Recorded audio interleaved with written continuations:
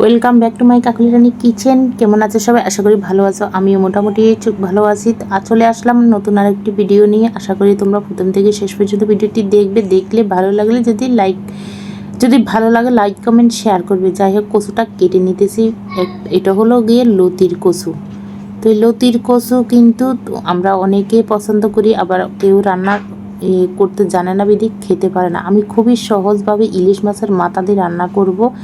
আশা করি তোমাদের আজকের রেসিপিটা ভালো লাগবে। তো আমি কিন্তু তেল মশলাটা একদমই হালকা করে রান্নাটা করব, কারণ আমরা তেল মশলাটা একটু কম খেয়ে থাকি। এটা তোমরা সবাই এভাবে খাবে, তাহলে শরীরের জন্য অনেক ভালো। এখন এই কচুগুলা ভাপিয়ে নিতেছি, যেহেতু একটা লতির কচু একটু গলা ধরতে পারে, সেজন্য একটু ভাপিয়ে নিতেছি। কারণ আমি যখন কাটতেছি তখন আমার হাত একটু চুলকালো, তো একটু ভাপিয়ে নিলে আমার মনে হয় ভালো হবে। ভাপানোর শেষ, কচুটা একটু হালকা সিদ্ধ হয়ে আসছে, এ পর্যায়ে নামিয়ে নিলাম। এখন ফোড়ন দিয়ে দিলাম সরিষার তেল দেবো প্রথমে, তেজপাতা দিলাম, শুকনো লঙ্কা দিলাম, পাঁচফোড়ন দিয়ে দিলাম। এখন দিলাম এখানে আদা বাটা, রসুন বাটা দিয়ে দিব। আদা রসুন বাটা দেওয়ার সঙ্গে সঙ্গে দেখো তেলে কীভাবে করতেছে। তো এ পর্যায়ে তোমরা কী করবে, একটু হলুদ দিয়ে দিবে, তাহলে কিন্তু আর কোনো তেল ছিটকাবে না। হলুদ দিয়ে দিলাম, বাস। এখন আর কি করব, মাছের মাথা দুটা দিয়ে দেবে। ইলিশ মাছের মাথা তোমার আলাদা ভাজা লাগে না, এমনিতেই দেওয়া যায়। তো আরেকটু পরিমাণে হলুদ লাগবে, তো আরেকটু হলুদ দিয়ে দিলাম, আর দিলাম একটু জিরার গুঁড়ি।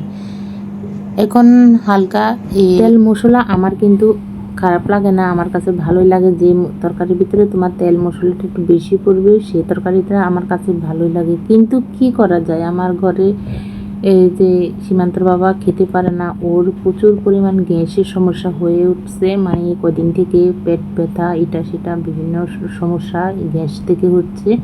তো ওর কারণে আমি মূলত এইভাবে সাধারণভাবে তরকারি রান্না করি। জানি না তোমাদের কার কেমন লাগবে, তারপর আমি যেভাবে আজকে রান্না করলাম সেভাবে তোমাদের শুধু শেয়ার করতেছি।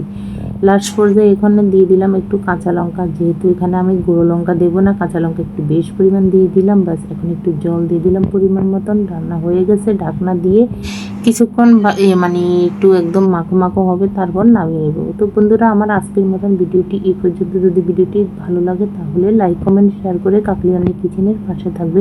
তো সবাইকে অসংখ্য অসংখ্য ধন্যবাদ। Bye, tata.